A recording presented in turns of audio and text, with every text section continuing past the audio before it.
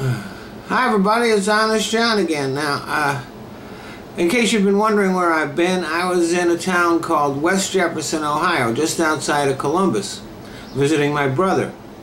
And his house is off the grid.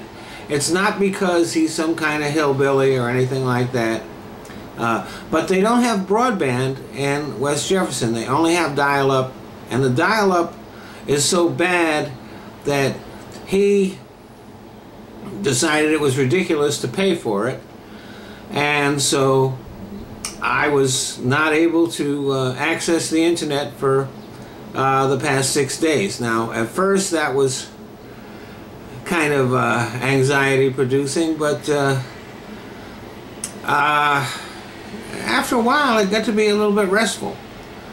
So anyway, I thought I'd come back with a little recap of the week that I've been gone. First of all, big problems in North and South Carolina with flooding and all of that. You know, now somebody always, when something like that happens, says that God is punishing us because of gay marriage or something like that.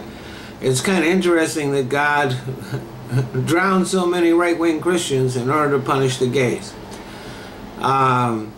Secondly, Ben Carson said that if he were in a position where a shooter was happening, he would lead the charge against the shooter. Well, first of all, he kind of discounts the element of surprise, because when somebody busts into a place and starts shooting, your first instinct is to duck and dodge out of the way. And then once that happens, the shooter has all the advantage. That element of surprise is a biggie. You know, all those people who talk about a good guy with a gun, well, he's just as likely to wind up getting shot as if he didn't have one. And besides that, have you checked out Ben Carson? Do you think anybody would follow him? Do you think he's a guy that would really rally the people? So that was kind of a ridiculous statement. But then ridiculous statements are par for the course in an election campaign, especially if you're in a red state.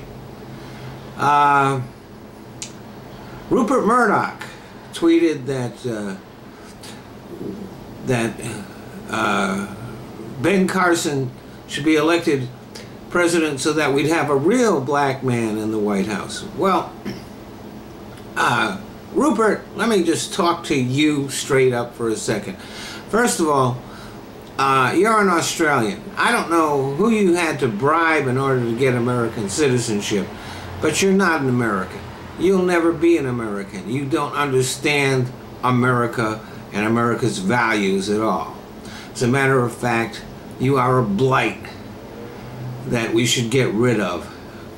We should deport you back to Australia, close down Fox News, and be done to it. Because, let's face it, Fox News is basically the house organ for the Ku Klux Klan. So you don't have a racist son of a bitch like you deciding who's a real black man. The Democratic debate is coming up tonight. I might have something to say about it, or I might not. You know, the debates have been so boring on the Republican side that, with the occasional exception, that I don't know if I'll even bother watching the Democratic debate. Anyway, that's my little recap. Thanks for listening. It's good to be back.